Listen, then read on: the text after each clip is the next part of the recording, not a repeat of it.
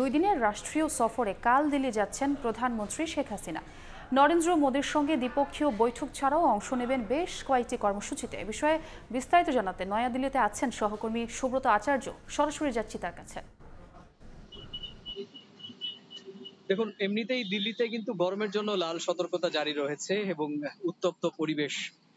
আর আরো একটু ব্যাখ্যা করে বললে যে তার থেকে বেশি উত্তপ্ত হচ্ছে দিল্লির কূটনৈতিক পাড়া। জানেন যে রাত পোহালেই কালকে দুপুরের পরই কিন্তু কূটনৈতিক মহলে, বিশেষ করে ভারত এবং বাংলাদেশ সংশ্লিষ্ট কূটনীতিকদের কিন্তু ব্যস্ততা শুরু হয়ে যাবে। প্রধানমন্ত্রী শেখ হাসিনা আগামীকালই কিন্তু দুপুর দুটোর পালাম বিমান ঘাঁটিতে তার বিশেষ বিমান অবতরণ করবে এবং তারপর তার মধ্য দিয়ে কিন্তু তার রাষ্ট্রীয় যে সফর সেটি শুরু হয়ে যাবে।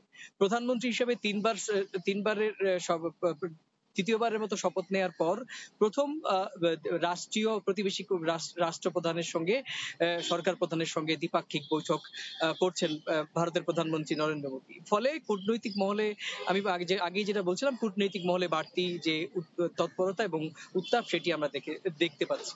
কিছুক্ষণ আগে আমি গিয়েছিলাম বাংলাদেশ দিল্লিতে বাংলাদেশ দূতাবাসে। সেখানে কূটনৈতিক শীর্ষ রাষ্ট্রদূত থেকে প্রেস মিনিস্টার বা অন্যান্য দূতাবাসের শীর্ষস্থানীয় কর্মকর্তারা ব্যস্ত সময় পার করছেন।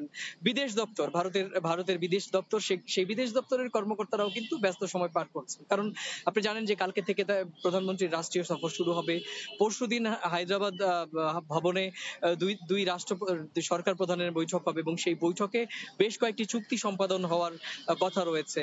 সেই সমস্ত চুক্তির খসড়া ইতিমধ্যেই তৈরি হয়ে গিয়েছে এবং সেই খসড়া ইতিমধ্যে আগামীকাল দুপুরের পর বাংলাদেশের প্রধানমন্ত্রী যখন তাজ প্যালেসে, তাজ বেঙ্গলে দিল্লিতে উঠবেন, সেখানেই কিন্তু মনে করা হচ্ছে ভারতের যে পররাষ্ট্রমন্ত্রী এস জয়শঙ্কর, তার প্রধানমন্ত্রীর সঙ্গে এস জয়শঙ্করের বৈঠকে সেই সমস্ত চুক্তির রূপরেখা নিয়ে কিন্তু চূড়ান্ত একটি দিক নির্দেশনা আসবে। তারপরেই আগামী পরশুদিন যে বৈঠকের দিকে দুই দেশের কূটনৈতিক মহল, গণমাধ্যম, সাধারণ মানুষ তাকিয়ে রয়েছে।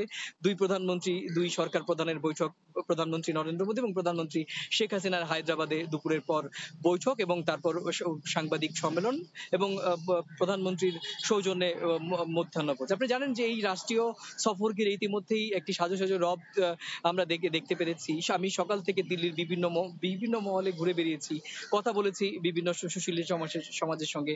তারা বলছেন যে এই ভারত এবং বাংলাদেশের সম্পর্কটা ঐতিহাসিক এবং পরীক্ষিত, কিন্তু কিছু অমীমাংসিত বিষয় রয়েছে যেগুলো এখনো প্রশ্নচিহ্ন মধ্যে রয়েছে দুই দেশের মানুষের মধ্যে। বিশেষ করে বাংলাদেশের মানুষের মধ্যে এখনো তাদের কাছে কৌতূহল যে তিস্তা চুক্তি কেন হচ্ছে না, অথবা ভারত এবং বাংলাদেশের মধ্যে যে অসম বাণিজ্যিক সম্পর্ক সেটি কেন সমতা আসছে না।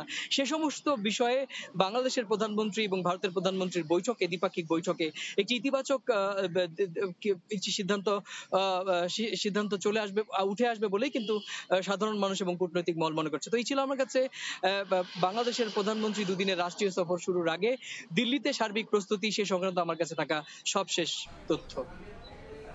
সরাসরি যুক্ত ছিলাম ভারতের নয়াদিল্লিতে।